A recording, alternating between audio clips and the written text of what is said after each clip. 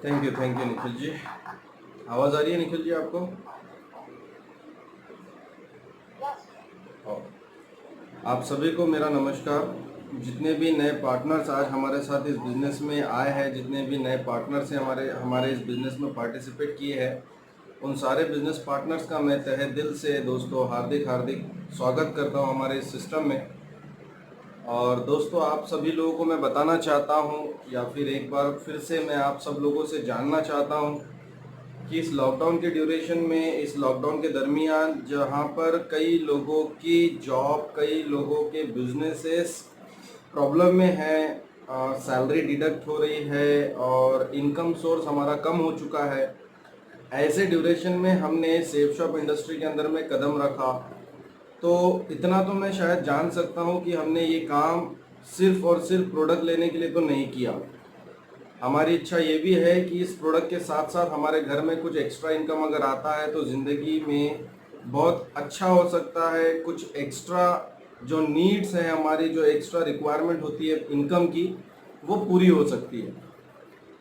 अब दोस्तों कई लोग इस इंडस्ट्री के ऊपर या फिर ऐसी कोई भी बात, जिस बात पर, जिस सब्जेक्ट पे, जिस पॉइंट पे ऐसा बोला जाए कि हम लोग रईस बन सकते हैं, हम लोग अमीर बन सकते हैं, हम लोग करोड़पति बन सकते हैं, मतलब वो सपने जो हमेशा हम लोग नींद में सोते हुए देखते हैं, वो सपने हम लोग यहाँ से पूरे कर सकते हैं। जब कभी हम लोग ऐसी बात सुनते हैं तो हमें बिलीव नहीं होता। हमें क्या नहीं होता? बिलीव नहीं होता, हम लोगों को भरोसा नहीं होता। शायद ऐसा भी हो सकता है कि इस इंडस्ट्री में आते समय भी आपका पूरी तरीके से बिलीव नहीं था, बट लेकिन फिर भी किसी न किसी व्यक्ति के समझाने की वजह से, शायद किसी रिलेशन की वजह से, या शायद कुछ अच्छे मुद्दों की वजह से आप इस इंडस्ट्री में एंटर तो कर गए। लेकिन दोस्तों एंटर करने से क्या होने वाला है? अगर किसी बच्चे को एडमिशन मिल जाए स्कूल में लेकिन वो पढ़ाई ना करे तो वो पास नहीं होने वाला। अगर आपको कहीं कोई अच्छी जॉब मिल जाती है या कहीं आपको एक अच्छी दुकानदारी या बिजनेस डाल देते हो, लेकिन वो बिजनेस और दुकानदारी डालने के बाद में भी आप दुकानदारी शुरू नहीं करोगे, उस जॉब पर काम नहीं करोगे, तो कुछ तो होने वाला नहीं है। केवल मात्र एंटर करने से तो कुछ नहीं होगा, उसके लिए कुछ ना कुछ कर्म तो करने पड़ते हैं। तो दोस्तों मैं उम्मीद करता हूँ कि ये ट्रेनिंग में कुछ ऐसी बातें आपको समझाने की कोशिश करूँगा, कुछ ऐसी बातें आप लोगों को बताने की कोशिश करूँगा, जो नॉलेज, जो एजुकेशन मुझे इस इंडस्ट्री से मिला है आप लोगों के साथ शेयर करने की कोशिश करूँगा। जिस नॉलेज की वजह से, जिस इंफॉर्मेशन की वजह से शायद हमारे दिमाग में भी कोई परिवर्तन आए, हमारी सोच में भी कोई परिवर्तन आए। दोस्तों हम लोग अपनी ज़िंदगी में वो तरक्की जो हमेशा इमेजिनेशन में या कल्पना में रखते हैं, वो तरक्की क्यों नहीं कर पाते? अक्सर ये देखा जाता है कि आम आदमी की ज़िंदगी में तकलीफ़ें ज़्यादा होती है, सफलताएं कम होती है। इसका कारण क्या होता है? दोस्तों सबसे पहले, ऐसे तो कई कारण है लेकिन एक जो मैं आपके साथ शेयर करना चाहूँगा, वो कारण होता है हमारी संकुचित सोच।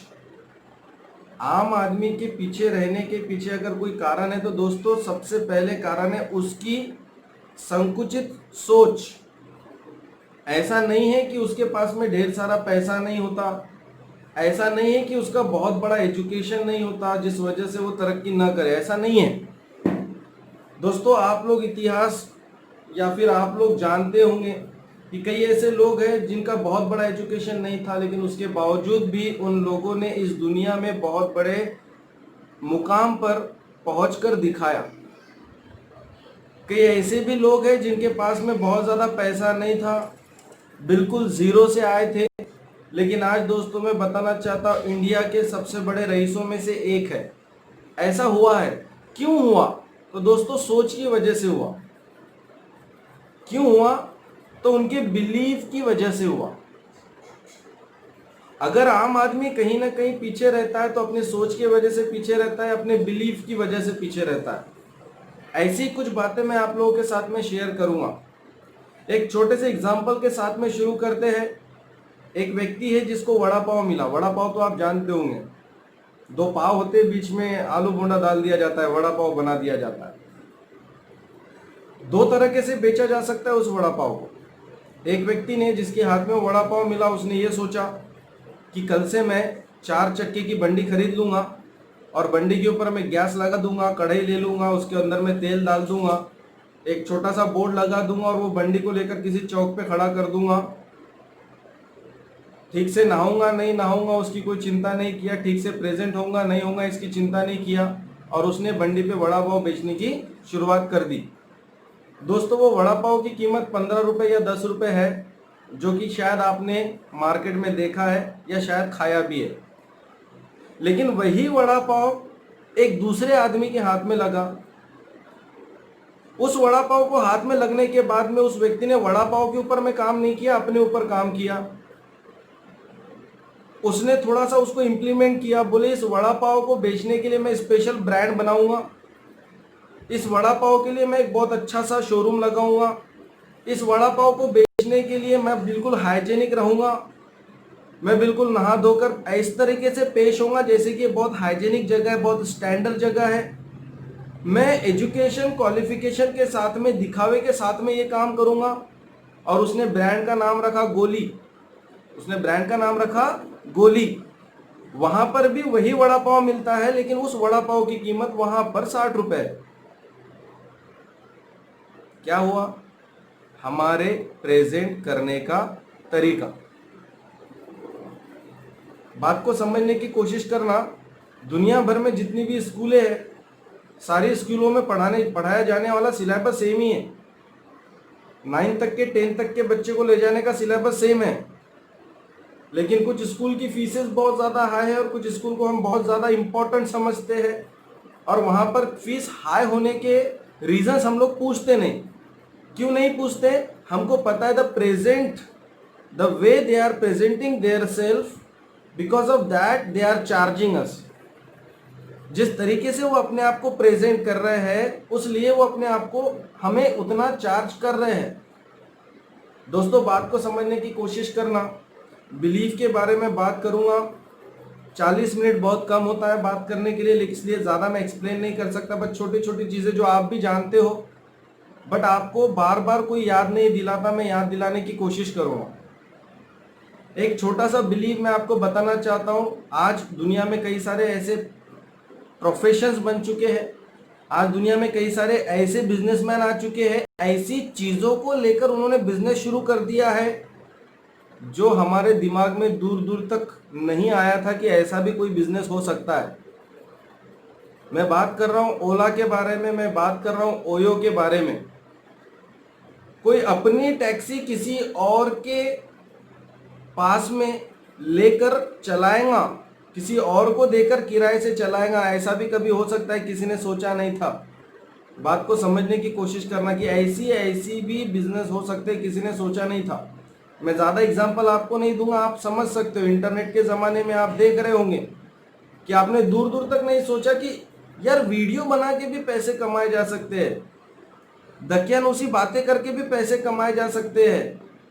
आज वो प्रोफेशन बन चुका है। कभी किसी ने सोचा नहीं था कि कपिल शर्मा नाम का भी कोई शो हो सकता है। अगर चाहता तो कपिल शर्मा भी उन्हीं चीजों के पीछे भाग सकता था जिसके पीछे भागते हुए उसने अपने दादाजी को देखा हो, पिताजी को देखा हो, दोस्त को देखा हो, रिलेटिव को देखा हो। अक्सर ज़्यादातर लोग जिन चीज़ों के पीछे भागते हैं, या तो वो जॉब होंगी, या तो वो बिजनेस होगा, या तो वो खेती होंगी, या तो वो एक्टिंग होंगी, या तो वो सिंगिंग होंगी। बट उसने ये सारी चीज़ों के बारे में ना सोचते हुए उसने कुछ नया ट्रेंड बनाया। बात समझ में आ रही होंगी आप लोगों के। मैं बताना चाहता हूँ दैट इज बिलीफ।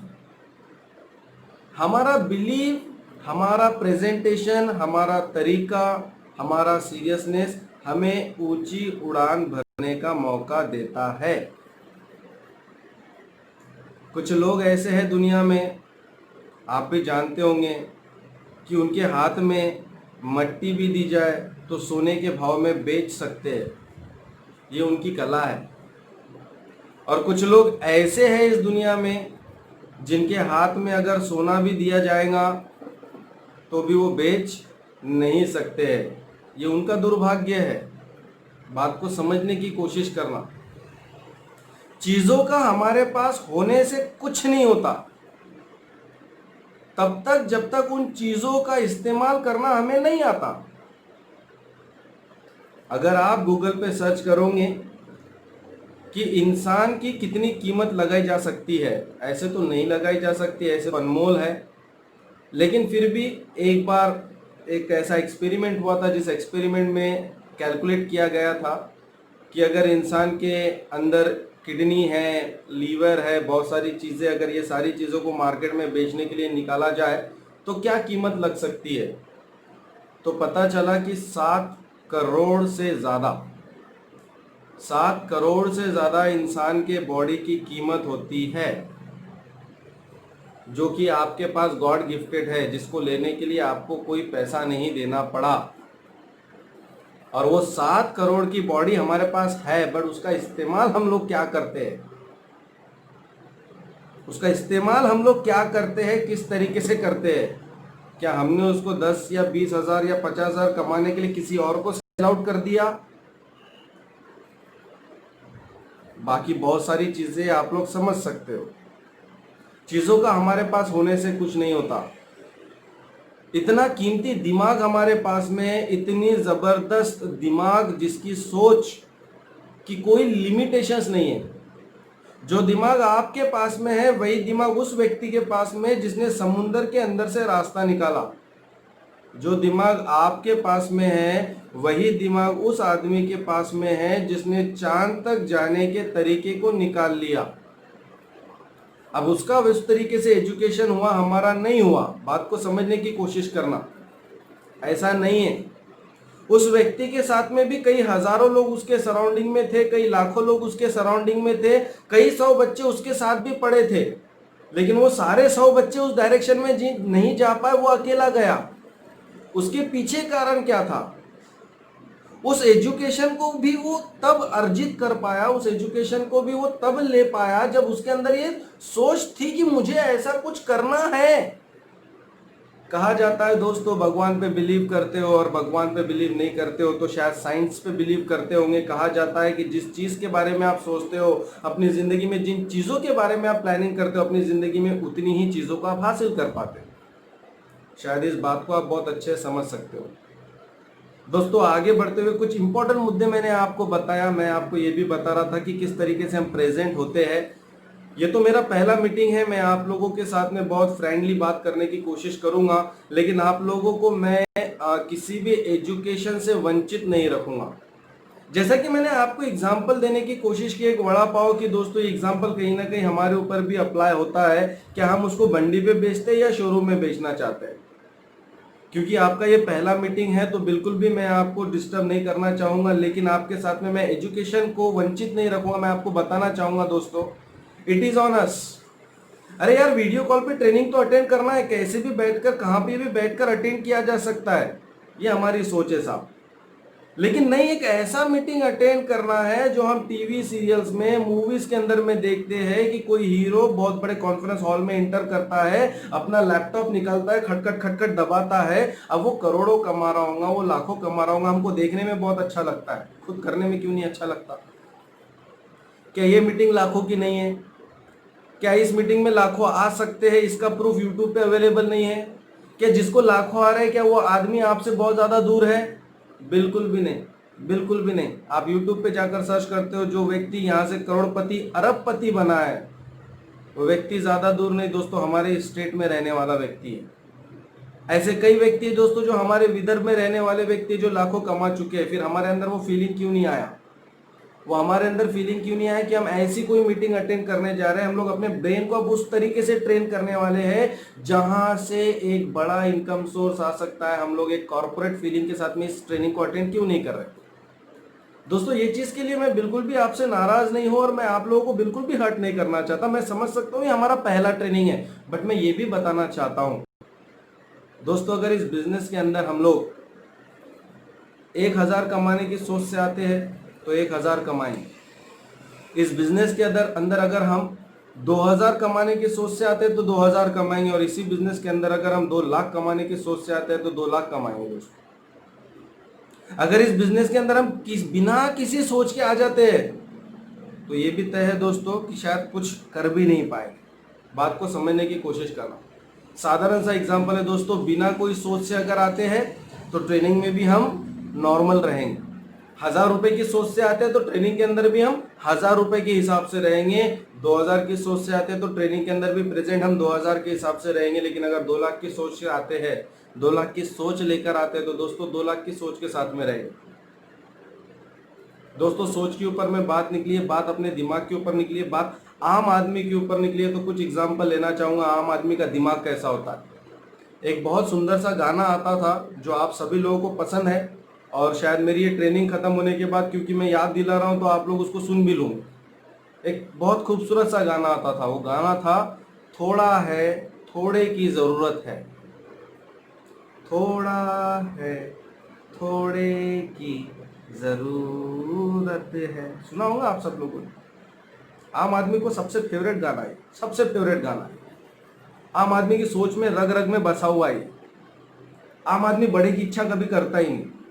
बोलते थोड़ा तो है अपने घर में, थोड़ा सा कुछ एक्स्ट्रा आ जाए तो बहुत हो गया।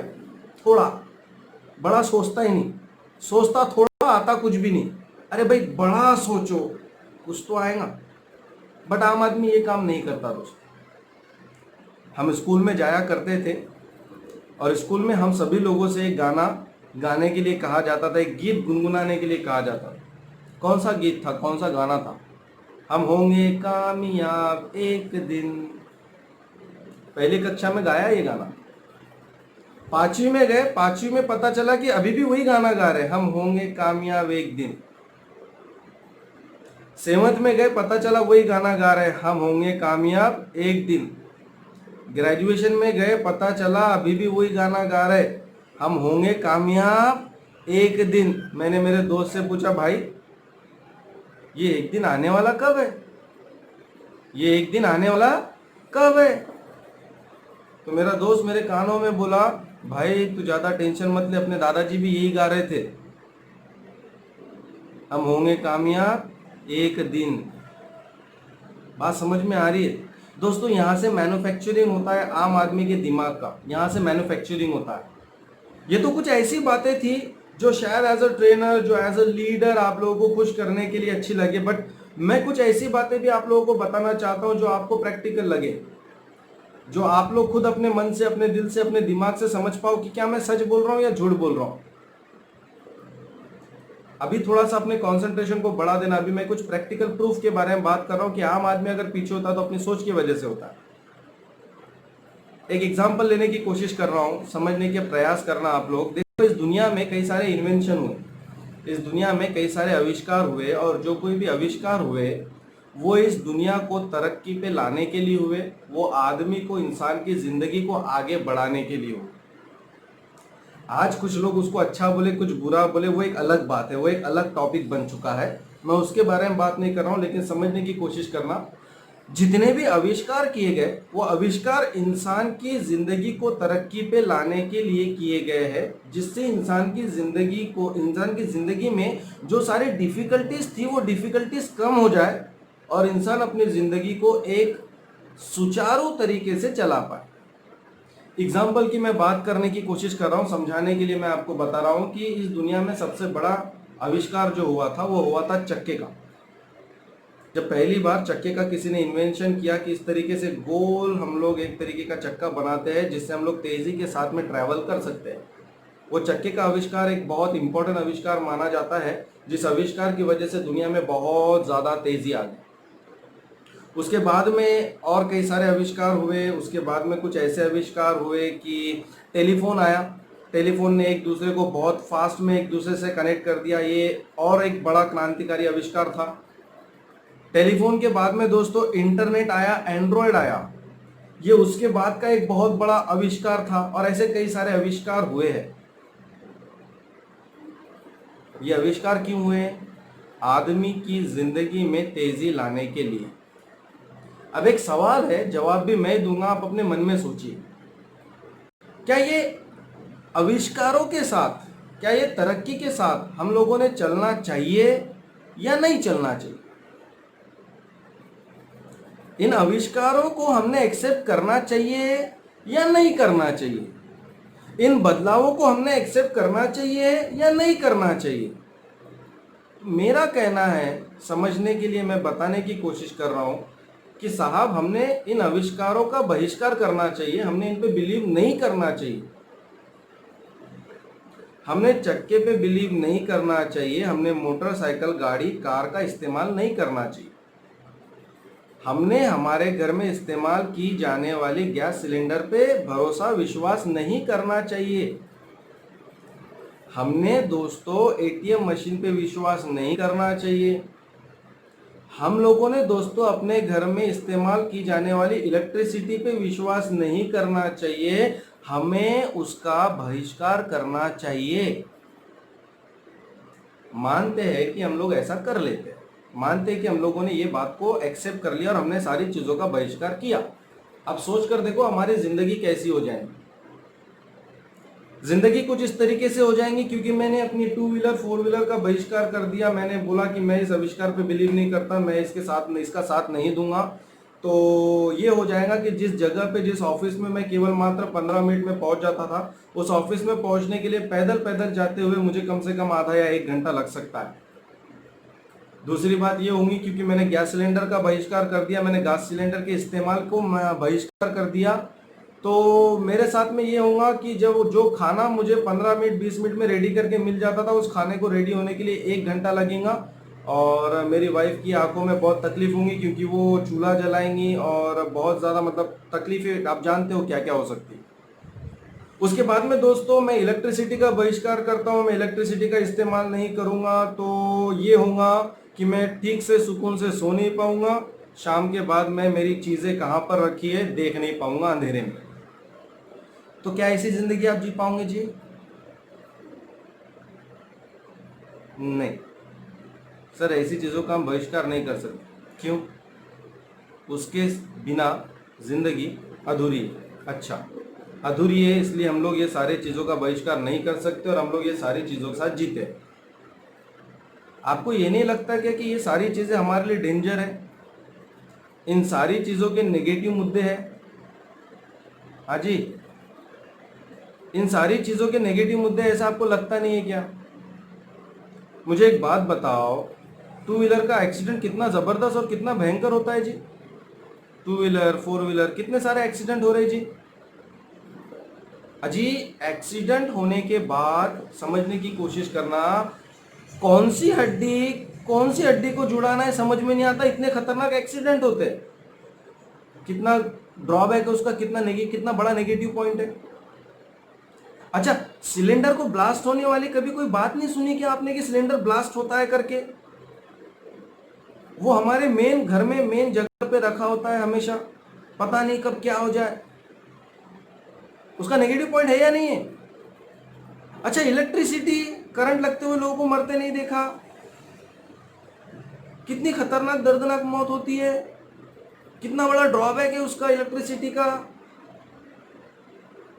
हाँ जी, करना चाहिए ना बहिष्कार? नहीं सर, हम बहिष्कार नहीं कर सकते। ये ड्रॉबैक होने के बावजूद, इतने बड़े बड़े रिस्क होने के बावजूद भी हम उसको बहिष्कार नहीं कर सकते। क्यों नहीं कर सकते? अरे नहीं सर, जिंदगी में थोड़ा तो रिस्क लेना ही पड़ता है ना। ऐसा जरूरी थोड़ी ना है कि मेरे साथ ही होगा, ऐसा थोड़ी ना जरूरी है, ऐसा थोड़ी ना जरूरी है कि अभी छूंगा। बात को समझने की कोशिश करना। ऐसा होता नहीं सर, हमारा भी बिलीव है, हम अपने आप को प्रोटेक्ट करके भी वो चीज़ों के इस्तेमाल कर सकते हैं। हम गाड़ी धीरे चलाई जा सकती है। Excuse me, wait. हम लोग गाड़ी धीरे भी चला सकते हैं। हम लोग गैस सिलेंडर का इस्तेमाल बहुत तरीके से भी कर सकते हैं। हम लोग इलेक्ट्रिसिटी का इस्तेमाल बहुत तरीके से कर सकते हैं। बात समझ में आ रही? मतलब वो चीज़ें हमें समझ में आती है, वो चीज़ें हमको समझ में आती है, तो हम लोग उसके लिए रिस्क होने के बावजूद भी उसका इस्तेमाल करेंगे। तो मेरे दोस्तों, मेरे भाइयों, 2 और 2 को जोड़ने वाले काम, उसके बारे में दुनिया आपको जो बोलती है कि इसके अंदर में जो थोड़े बहुत रिस्क है, ऐसा हो जाता, वैसा हो जाता, ये हो जाता, वो बंदा ऐसा बोलता, वैसा बोलता, ये थोड़े बहुत रिस्क है, ठीक है। जब बाकी सारी चीज़ें रिस्क होने के बावजूद हम लोग कर सकते हैं, तो फिर दुनिया का लेटेस्ट 20वीं सदी का सबसे बड़ा आविष्कार नेटवर्क मार्केटिंग, उसको भी विश्वास क्यों नहीं कर सकते? जिंदगी में ऐसा कौन सा पहलू है हमारे जिसमें रिस्क नहीं है, जिसको हमने एक्सेप्ट नहीं किया है? ऐसा कौन सा ऐसी कौन सी चीज़ है हमारे ज़िंदगी में जी? सभी के अंदर तो रिस्क है, लेकिन सारे रिस्क होने के बावजूद एक बात क्लियर है सर, हमारे ऊपर है हम उसका इस्तेमाल कैसे करते हैं। हम अगर गलत तरीके से करेंगे तो रिस्क है, लेकिन हम अगर अच्छे तरीके से करेंगे तो दूर दूर तक कोई रिस्क नहीं है। 21वीं सदी का सबसे बड़ा आविष्कार अगर कोई है तो नेटवर्क मार्केटिंग इंडस्ट्री, जिसके बारे में न्यूज़ टीवी पर भी आप देख चुके होंगे कि नेटवर्क मार्केटिंग इंडस्ट्री का सुनहरा मौका। दोस्तों, आविष्कार 21वीं सदी में नहीं हुआ, आविष्कार किसी कहानी में नहीं हुआ। आविष्कार दोस्तों आज से भी कई पहले जब न्यूटन थे तब हुआ था। न्यूटन ने आविष्कार किया था the power of compound income.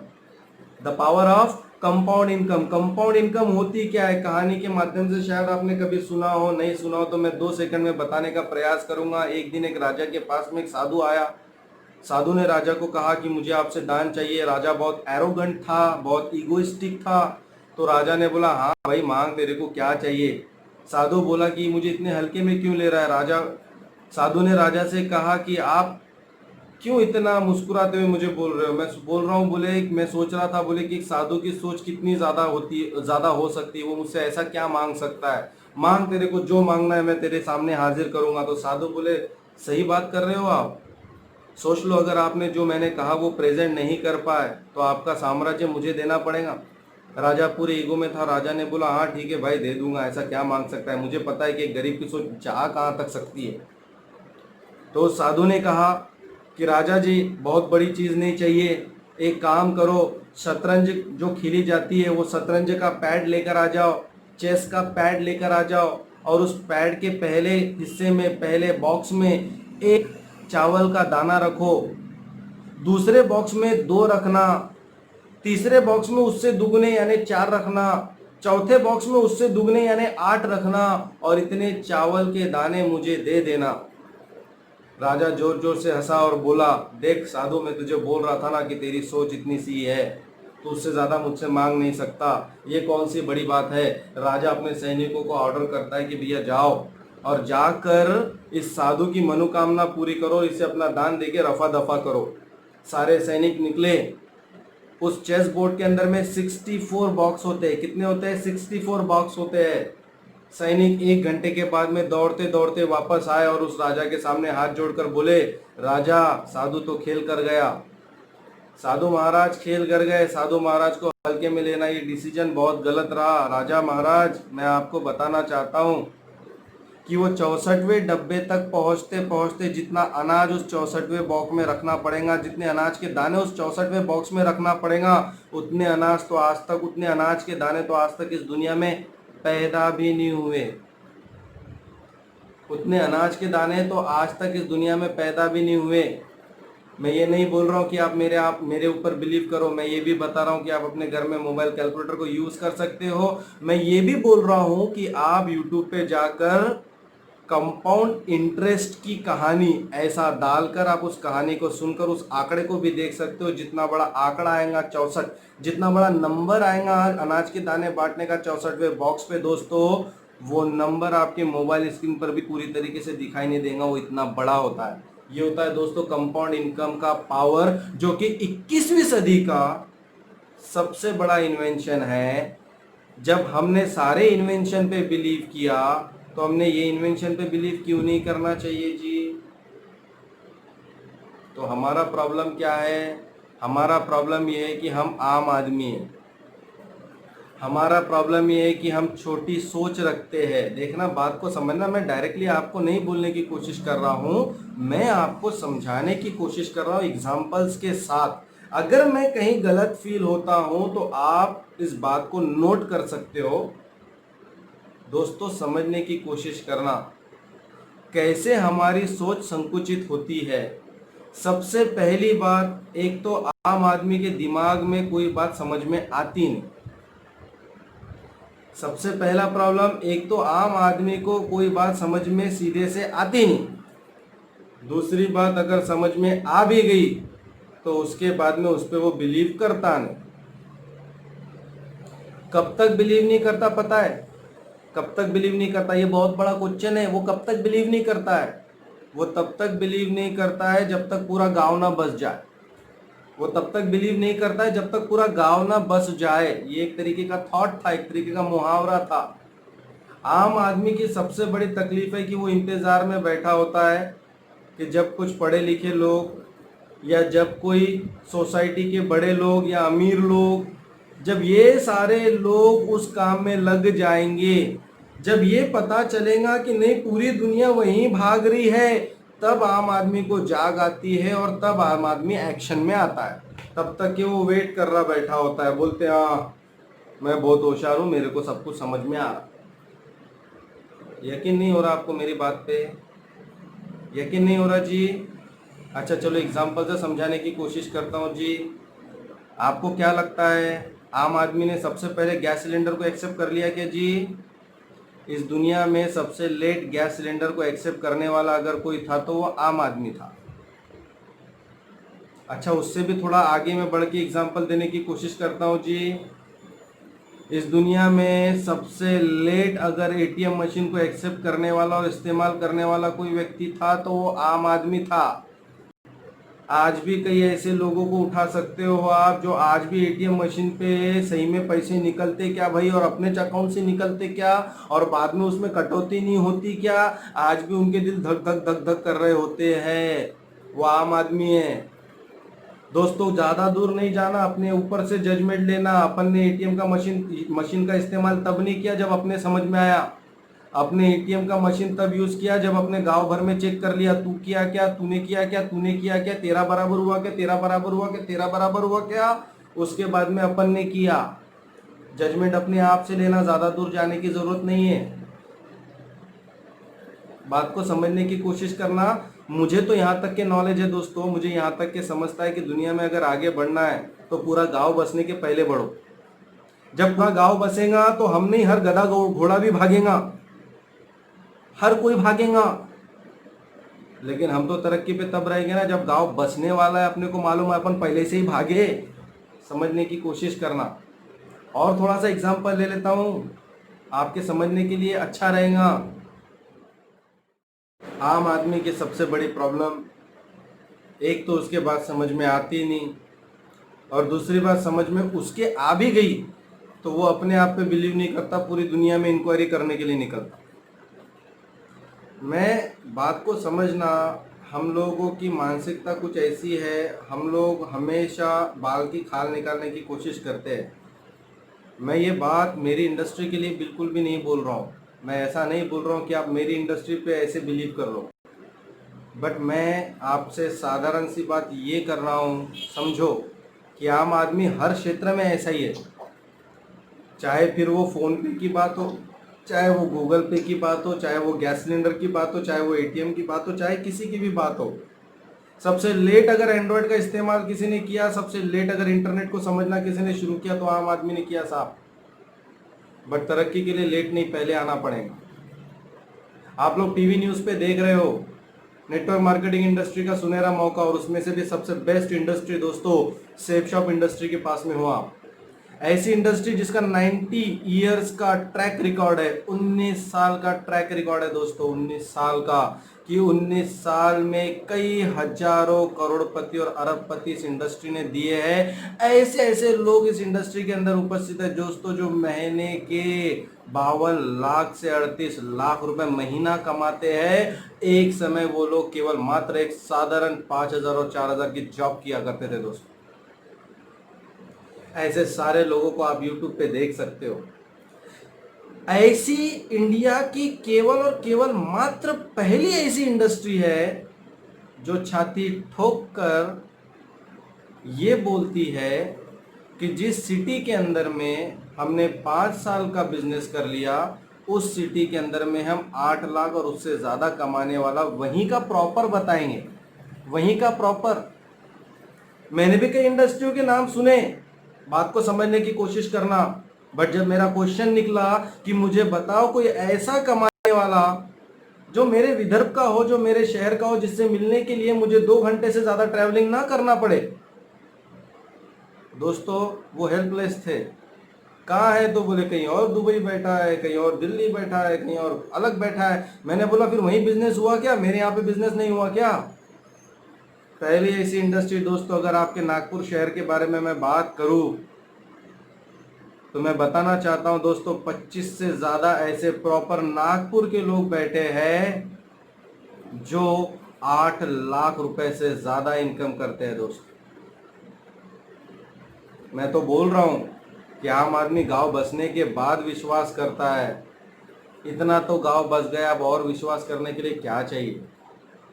क्या चाहिए दोस्तों? आम आदमी अपनी जिंदगी में तरक्की न करने के पीछे कोई कारण बनाता है तो वो खुद।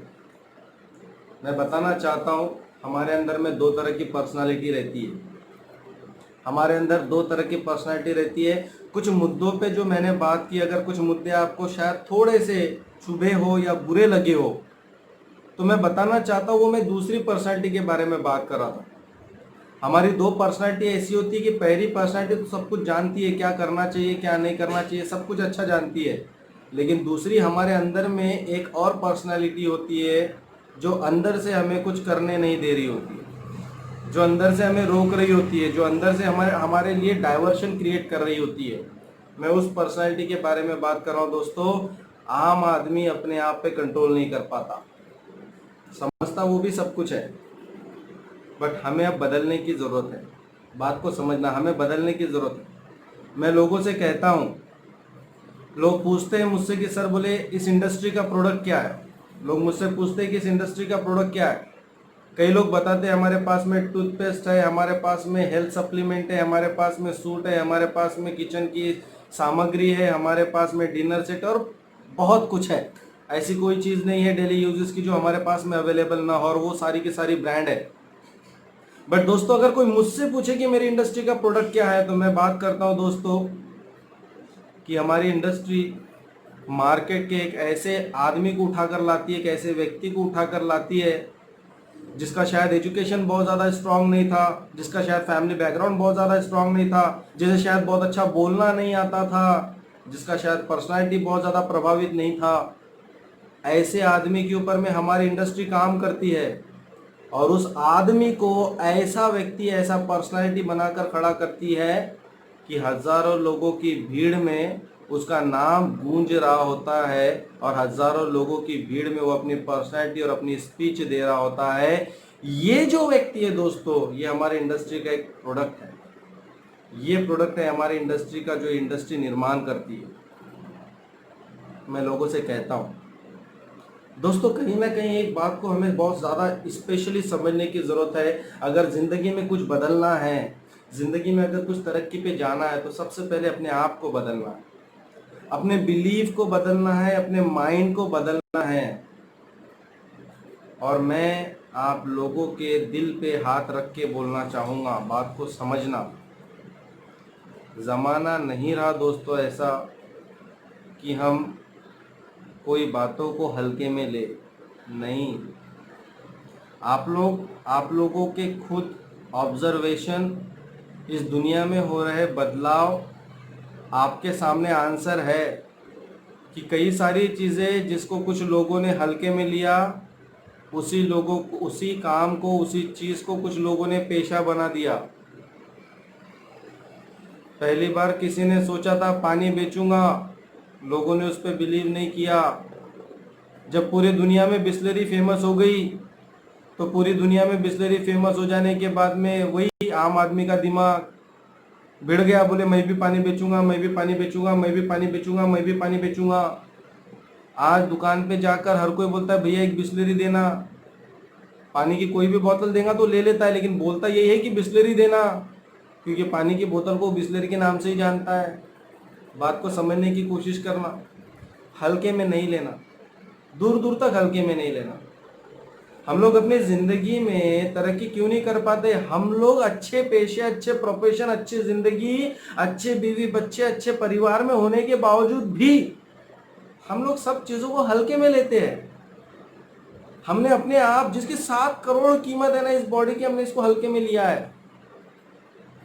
हमने हल्के में ले लिया है कि भाई मैं क्या कर लूंगा, मैं क्या कर लूंगा, मेरे पास है ही क्या, मैं कैसे मर्सिडीज ले लूंगा, मैं कैसे बड़ा घर बना लूंगा, मैं कैसे अरबों की प्रॉपर्टी, अरबों की प्रॉपर्टी, बाप रे बाप।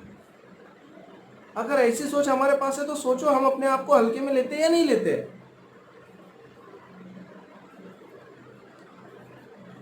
बंद करना चाहिए दोस्तों, बंद करना चाहिए।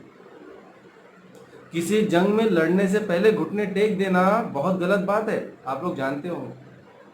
कोशिश तो करनी चाहिए, कोशिश तो करनी चाहिए। और अगर कोशिश कर रहे हो तो ये तो कहा गया है कि कोशिश करने वालों की कभी हार नहीं होती।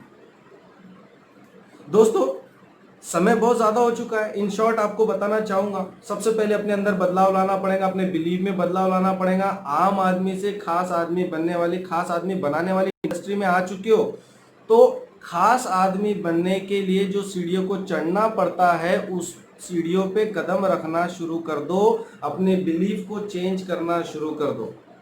और दोस्तों दोबारा से बोलना चाहूँगा, उस वड़ा पाव को बंडी पे बेचना शुरू बंद कर दो। उसी वड़ा पाव को एक बड़े से शोरूम में प्रेजेंट करना शुरू करो। अपने परफॉर्मेंस पे बिलीव करो, अपने परफॉर्मेंस पे बिलीव करो, हल्के में मत लो। साधारण से डरते डरते लोगों से बात करके ऑफर मत दो।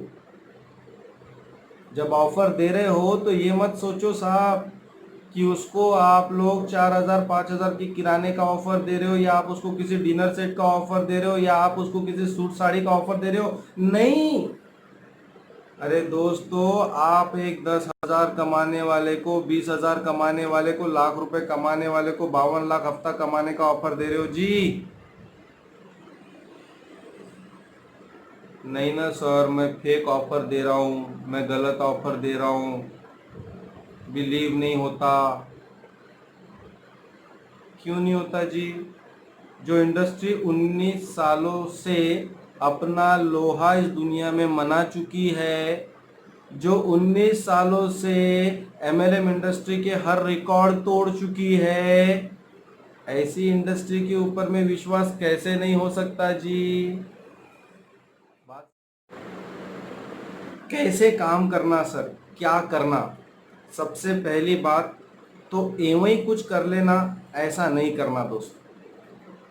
जब मन में आया, जैसा मन में आया तब कर लूंगा, चलते फिरते कर लूंगा, ऐसा नहीं करना। इसका मतलब ये भी नहीं है कि टेंशन के साथ करना, बहुत ज्यादा लोड लेके करना, नहीं, खुशी से करना। कैसे करना? खुशी से करना। मैं शॉर्ट में बताऊंगा क्या करना, कैसे सफलता मिलेंगी। बिल्कुल हल्के में भी नहीं करना, बहुत ज्यादा टेंशन में भी नहीं करना। कैसे करना? खुशी से करना। मैं लोगों को बोलता हूं, देखो इस बिजनेस को करना है तो या तो फुल टाइम करो या तो पार्ट टाइम करो, या तो फुल टाइम करो या तो पार्ट टाइम करो। लेकिन एक तीसरा और टाइम होता है जिसको हम लोग स्पेयर टाइम मिलते हैं, कहते हैं, क्या कहते हैं? Spare time. कृपया करके इस बिजनेस को स्पेयर टाइम में मत करो। क्या होता है स्पेयर टाइम? फुल टाइम तो वो होता है कि हर समय वही काम करना है। पार्ट टाइम ये होता है कि मैंने एक टाइम निश्चित कर लिया, बस उस समय उतनी देर वो काम करना है। लेकिन स्पेयर टाइम क्या होता है? स्पेयर टाइम ये होता है अगर टाइम मिल गया तो कर लेंगे, अगर समय मिल गया तो कर लेंगे, अगर मन में आया तो कर लेंगे, अगर मूड में आया तो कर लेंगे। दोस्तों आपका दिल जानता है जी, इस तरीके से लाखों तो कमा ही नहीं जा सकते, हजारों की भी वांदे होने वाले। लोग नेटवर्क मार्केटिंग इंडस्ट्री से डरते क्यों हैं, बुरा क्यों बोलते हैं? क्योंकि इस इंडस्ट्री में आने के बाद सफलता नहीं मिलती है। सफलता क्यों नहीं मिलती है? किसी और को मिली, आपको क्यों नहीं मिल सकती है? कारण हो सकता है उसके कर्म के तरीके सही, हमारे कर्म के तरीके सही नहीं हो पाए। उसने उसको शोरूम में बेचा, हम लोग बंडी पे लेके निकले। हो सकता है, नहीं हो सकता है जी? बात को समझने की कोशिश करना। मैं समझाने की कोशिश कर रहा हूं, इस फीलिंग के साथ में बिजनेस को करना कि हम लोग 10 20 50 रुपए कमाने वाला बिजनेस नहीं कर रहे साहब। हम लोग दुनिया का सबसे बड़ा नोबल प्रोफेशन के अंदर में काम कर रहे हैं, जहाँ पर हम खुद रोजगार नहीं बन रहे, हम लोग दूसरों को भी रोजगार दे रहे हैं। और रोजगार वो नहीं दे रहे कि वो जिंदगी भर हमारी गुलामी करता रहे या हमारा एम्प्लॉय बन कर रहे या हमारा नौकर बन कर रहे। हम ऐसा एम्प्लॉयमेंट दे रहे हैं उसको, जिस ऐसा काम दे रहे हैं उसको जिस काम के अंदर में दोस्तों अगर वो चाहे तो एक दिन अपना मालक बन सकता है, वो चाहे तो एक दिन कई हजारों लोगों को लीड कर सकता है, वो चाहे तो इस दुनिया में एक बड़े मुकाम पे पहुंच सकता है, खुद अपनी मर्सिडीज से घूम सकता है। एक ऐसे प्रोफेशन के अंदर में हम उसको ला रहे हैं। समझने की कोशिश करना दोस्तों, क्या करना पड़ेगा? कुछ नहीं, एक निश्चित समय निकालो। जैसे हम लोग लॉकडाउन के अंदर में, लॉकडाउन तो ये सबसे बड़ा सुनहरा मौका है दोस्तों, मैं बताना चाहता हूँ। लॉकडाउन के मौके पे कुछ लोग नाराज है और कुछ लोगों की आंखों में चमक है। नाराज वो है जो सिर्फ आज नाराज नहीं, जो हमेशा से नाराज था। खुश वो है जो हमेशा अपॉर्चुनिटी की तलाश में रहता था। कहा जाता है कि भगवान एक दरवाजा बंद करता है तो कहीं ना कहीं दूसरा दरवाजा खोल भी देता है। एक एग्जांपल से समझाना चाहूंगा दोस्तों, अगर ये लॉकडाउन नहीं हो तो आपको जूम के बारे में पता नहीं होता। अगर ये लॉकडाउन नहीं होता तो आपको ऑनलाइन मीटिंग होती है ये पता नहीं होता। पता चल गया ना? पता चल गया ना? मतलब अपने अंदर डेवलपमेंट आया। अगर लॉकडाउन नहीं होता तो हम लोग वही चटनी रोटी में बिजी रह जाते, हम लोग बड़े की एक्सपेक्टेशन नहीं करते, हम लोग कुछ अलग क्रिएटिविटी करने की, दिखाने की इच्छा नहीं रखते। बट लॉकडाउन ने ये मौका दे दिया आप लोगों को। बात को समझने की कोशिश करना, ये लॉकडाउन एक सुनहरा मौका है। टीवी पे न्यूज आ चुका है, नेटवर्क मार्केटिंग का सुनहरा मौका। आने वाला समय इंडियन जीडीपी के अंदर में भी नेटवर्क मार्केटिंग का बहुत बड़ा भागीदारी रहेंगी। करना कैसे है दोस्तों? 2 घंटे का समय निश्चित करने का। 2 घंटे का समय जो निश्चित करेंगे उसको टलने नहीं देने का। वो 2 घंटे में करना क्या है? हमारे मोबाइल के अंदर में 300 कॉन्टैक्ट है। कितने कॉन्टैक्ट है? 300 कॉन्टैक्ट है। वो 300 कॉन्टैक्ट में से हम सिर्फ 30 कॉन्टैक्ट का इस्तेमाल करते हैं अपनी जिंदगी में। कितने? 30। 3 महीने के दौरान चेक करके देखना, 30 नंबर से ज्यादा पे कॉल नहीं किए होंगे आपने। बाकी नंबर सेव करके क्यों रखे जी? साल 2 साल 5 साल से वो नंबर सेविच है, उसका क्या करोगे? क्या करना है? वो सारे नंबरों पे कॉल करना है। और बहाना भी तो बहुत अच्छा है कि लॉकडाउन चल रहा है, हालचाल तो पूछो लोगों के। इसलिए कॉल मत करो कि उन्हें सेफ शॉप में ज्वाइन करना है, इसलिए कॉल मत करो। कॉल इसलिए करो दोस्तों कि उसकी मदद कर पाओ, उससे बातचीत करो, पता करो, अपने आप को इम्प्रूवमेंट करो। कई लोग ऐसे देखा है मैंने जिनको बातचीत करना नहीं आता, जो लोग 1 क्वेश्चन 2 क्वेश्चन के बाद में हेल्पलेस हो जाते हैं, समझ में नहीं आता अब और क्या बात करूं, क्या हालचाल पूछूं, क्या पूछूं, समझ में नहीं आता। आज दुनिया में बोलबाला उसका है जिसे बोलना आता है, तो बोलना सीखो। फोन लो, बातचीत करो, 10 मिनट बातचीत करने की कोशिश करो। 10 मिनट के कन्वर्सेशन के अंदर में देखने की कोशिश करो, समझने की कोशिश करो कि उसके अकाउंट में कितना बैलेंस बचा है। समझने की कोशिश करो उसके घर में किराने की सुविधा कैसी हो रही है। सोचने की कोशिश करो उसके बच्चे के एजुकेशन के बारे में वो क्या सोच रहा है। जजमेंट लेने की कोशिश करो। बाजू में एक रजिस्टर रखो, रजिस्टर पे उस कॉल का फीडबैक लिखो कि मैंने इस कॉल पे क्या एहसास किया। रजिस्टर पे नोट करो कि इस कॉल से मैंने कितना सीखा, क्या एक्सपीरियंसेस नोट किया। बात समझ में आ रही है? उस पूरे कन्वर्सेशन में जहां पर आपको फील होता है कि सामने वाला व्यक्ति दुखी है और उसे किसी काम की तलाश है, वो चाहता है कि कुछ वो भी कर पाए, तो उसके सामने ऑफर रखो। और ऐसा लगता है कि नहीं अभी तक तो वो डर नहीं रहा, अभी तक तो उसको लग रहा है कि उसके अकाउंट का पैसा काफी है, तो कोई बात नहीं भैया, 15 दिन और वेट कर लो जब तक अगले लॉकडाउन के बारे में या कोई अगले तबाही के बारे में अनाउंसमेंट नहीं होता, फिर और कॉल कर लेना उसको। बात समझ में आ रही है? प्रोफेशनली एक जगह पे बैठना, टेबल पे बैठना, बाजू में रजिस्टर लेना, कॉल करना, मैं कितना सीख रहा हूं नोट करना, मुझे क्या एक्सपीरियंस आ रहा है नोट करना, सामने वाले का जजमेंट लेना, अपनी कम्युनिकेशन स्किल को बढ़ाना, अपने अंदर में डेवलपमेंट करना। इतना करने के बाद में क्या ये इंडस्ट्री इतना बड़ा पैसा नहीं दे सकता जी? ये फर्क है उस 4 चक्के की बंडी पे वड़ा पाव बेचना और एक बड़ा सा शोरूम लगाकर बेचना। ये फर्क है दोस्तों, ये फर्क है। हम एवं ही कॉल उठाते, एवं ही लोगों से बात करते, जजमेंट नहीं लेते, अपने आप को इंप्रूवमेंट करने के लिए कैलकुलेट नहीं करते और ये सोच रखते हैं कि बिजनेस नहीं हो रहा। कुछ नहीं दोस्तों, केवल मात्र 2 घंटा ये कॉल करते रहना, 10-10 लोगों से डेली रूटीन में बात करते रहना। मैं बताना चाहता हूं कई ऐसे लोग मिलेंगे जिनको ऑफर देने की जरूरत आपको नहीं पड़ेंगे, वो सामने से आपसे बोलेंगे भैया कुछ है तो बता, सामने से बोलेंगे। दोस्तों ऐसे जरूरतमंद लोगों की मदद करने से दूर मत रहना, केवल मात्र कुछ चुनिंदा 4 या 5 ऐसे लोगों की वजह से जो शायद हंसते हैं या जो शायद अपने पैरों में बेड़ियां बनाते हैं, ऐसे कुछ 4-5 लोगों की वजह से उस जरूरतमंद लोगों की मदद करने से दूर मत रहना दोस्तों। शायद मेरे सेंटेंस का भाव आपको समझ में आया होगा। उसके बाद में कॉल पे अपॉइंटमेंट मिलती है, आगे क्या करना है कैसे करना है। आपके साथ में बहुत बहुत बहुत खूबसूरत, बहुत ज़्यादा सपोर्टिव, बहुत ज़्यादा इंटेलिजेंट सीनियर है। हमारे निखिल बेदुरकर सर है, हमारे किशन जी है, और सबसे बढ़कर हमारे सूरज भारत जी है, जो बहुत कम उम्र में दोस्तों बताना चाहता हूं कि गैराज के अंदर में अपने खुद के गैराज के अंदर में अपने हाथ पैर काले करते थे दोस्तों। उनको देखकर कोई बोल नहीं सकता था कि ये आदमी कोई पढ़ा लिखा आदमी है या कुछ है, पूरे कपड़े काले हुए करते थे। लेकिन दोस्तों बताना चाहता हूँ आज उन्हीं के दोस्त, उन्हीं का परिवार उनको देखकर आश्चर्य में रहता है कि भाई ये तो सूट बूट पे आ गया, आज तो अच्छा पढ़ा लिखा भी इसको बैठकर सुनता है। ऐसे लीडर, ऐसे सीनियर आपके साथ है दोस्तों। आगे वो बताएंगे आपको कि क्या करना है कैसे करना है, बट मैं ये बताना चाहता हूँ जो करना है वो प्रोफेशनल तरीके से करना है। कॉलिंग करना है, लोगों से बातचीत करना है। आपको ये बताया गया है कि घर बैठे इनकम करना है, घर पे बैठकर, घर पे रहकर पैसा कमाना है। बट ऐसा तो नहीं बोला गया भैया कि कुछ ना करते हुए कमाना है, ऐसा तो नहीं बोला ना। घर में भी है तो कुछ करके ही कमाना है, कुछ तो करना है। हाँ, कोई बहुत बड़ा वजन नहीं उठाना है, बात को समझना। कोई वजन नहीं उठाना है, कोई एग्जाम नहीं देना है, कोई वजन नहीं उठाना है, कोई एग्जाम नहीं देना है, लेकिन कुछ तो करना है। बात समझ में आ रही है जी आप लोगों के? समझ में आ रही है तो थंब दिखाइए थोड़ा स्क्रीन पे।